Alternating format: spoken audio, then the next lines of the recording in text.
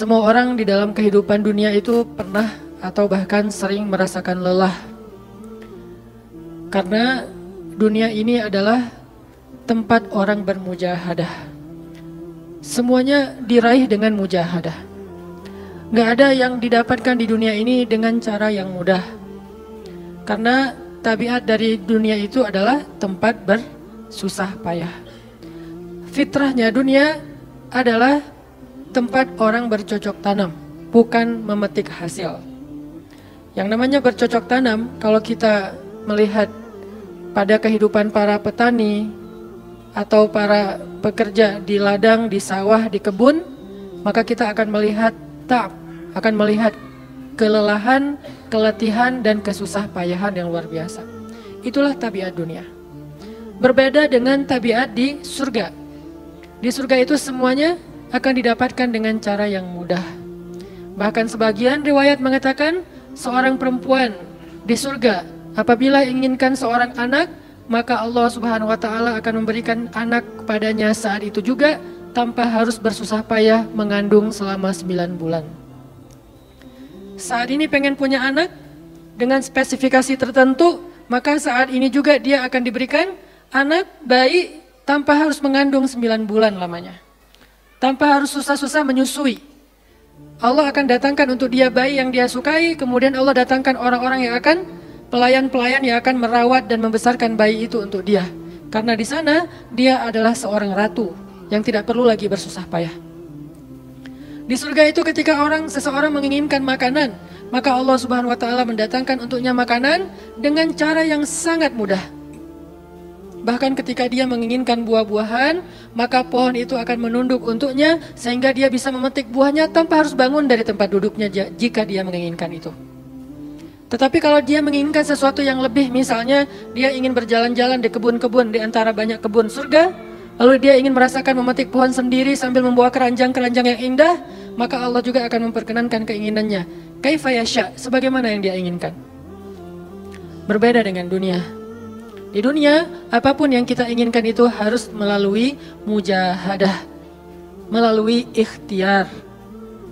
Bahkan ketika kita ingin menjadi orang yang sekedar tidur-tiduran pun, Allah Subhanahu wa taala mentakdirkan tidur pun lelah. Tidur aja capek. Duduk capek.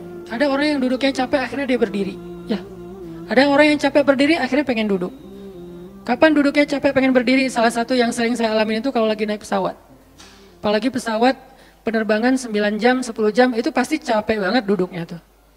Sehingga kita menginginkan seandainya ada uang, kita pengen duduk di kelas bisnis. Tapi karena nggak mampu membeli tiket yang 3 kali lipat lebih mahal di kelas bisnis, ya nggak apa-apa lah di kelas yang biasa ekonomi. Tapi ketika lelah, 4 jam, 5 jam, pesawat berjalan, itu udah luar biasa lelahnya, akhirnya berdiri mondar-mandir di antara lorong pesawat. Artinya duduk aja capek. Nggak ngapa-ngapain, suruh duduk doang. Nggak seperti orang dulu yang berangkat haji atau umrah, naik kapal, lewat darat, pas sampai di laut naik kapal dengan ontanya, dengan kudanya. Orang dulu mencari ilmu itu dengan mujahadah yang luar biasa. Dengan naik onta berminggu-minggu, ini naik pesawat cuma 9 jam, capek. Yang nggak ada guncangan. Biasanya guncangannya cuma pas di awal sama pas mau landing doang. Di atas udah jarang ada guncangan karena dengan ketinggian tertentu dan pesawatnya besar. Tapi itu juga capek. Naik kereta coba. Dari Jawa ke Bandung misalnya. Sebutlah dari Semarang, dari Malang, dari Surabaya naik kereta. 10 jam. Itu aja capek. Nggak usah jauh-jauh, Bandung Jakarta aja 3,5 jam.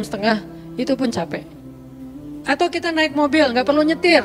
Pakai online, duduk aja di belakang atau di sebelahnya si driver, perjalanan setengah jam dari tempat kerja kita ke rumah atau dari rumah ke tempat kerja, ke kampus, ke sekolah gitu. Itu aja capek. Artinya dunia itu emang kayak gitu tabiatnya teman-teman. Tabiat dari dunia itu adalah lelah. Sehingga kalau ada orang yang menghindari capek dengan tidak ngapa-ngapain, itu hal yang agak klise dan naif. Bagaimana dia bisa menghindari lelah? Bagaimana dia bisa menghindari ta'ab? Bagaimana dia bisa menghindari bosan? Bagaimana dia bisa menghindari dalam keadaan susah payah? Sedangkan dia masih berada di sebuah tempat, bumi, dunia yang tabiatnya memang tempat bersusah payah dan lelah. Satu-satunya cara menghindari lelah yang tidak perlu lagi bersusah payah itu hanyalah masuk surga. Tetapi kan itu tidak terjadi sekarang. Kita harus meninggal dulu dan kita belum mau. Ada yang mau meninggal masuk surga sekarang? Kalau dijamin sih insya Allah ya. Masalahnya nggak ada jaminan. Kalau para sahabat enak, mereka dapat jaminan. Surga Bilal, sebelum Bilal meninggal, Rasulullah udah bilang, Bima sabaktani ilal jannah ya Bilal. Dengan apa kamu mendahului aku ke surga wahai Bilal? Dengan wudu dan salat syukur wudu. Begitu juga nanti ada sahabat lain yang dijamin masuk surga bighairi hisab wala azab. Salah satunya adalah Ukasyah.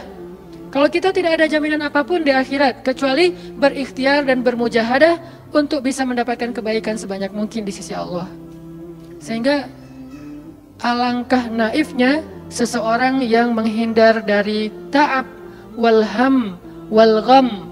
Dia berusaha menghindar dari lelah, menghindar dari susah payahnya kehidupan, menghindar dari beban-beban hidup. Itu nggak bisa dilakukan karena kita masih berada di dunia. Yang perlu kita sekarang coba pilih adalah kita mau lelah untuk hal yang sia-sia? Apakah kita mau lelah untuk hanya bersenda gurau? Apakah kita mau lelah hanya untuk hal yang tidak ngapa-ngapain? Atau justru lelah kita itu untuk sesuatu yang mudah-mudahan beribadah kepada Allah? Makanya disebut dengan lelahnya menjadi lillah. Karena dua-duanya lelah. Ada orang yang pergi ke masjid lelah, capek pergi ke masjid. Tapi ada juga orang yang berbuat dosa, itu juga lelah. Memangnya kalau kita beribadah lelah terus berbuat dosa nggak lelah? Banyak orang yang berbuat dosa lelah dan kita pernah merasakan kehidupan seperti itu. Sehari, 2 hari, sebulan, setahun, 2 tahun, sampai kita benar-benar merasakan lelah banget dengan dosa.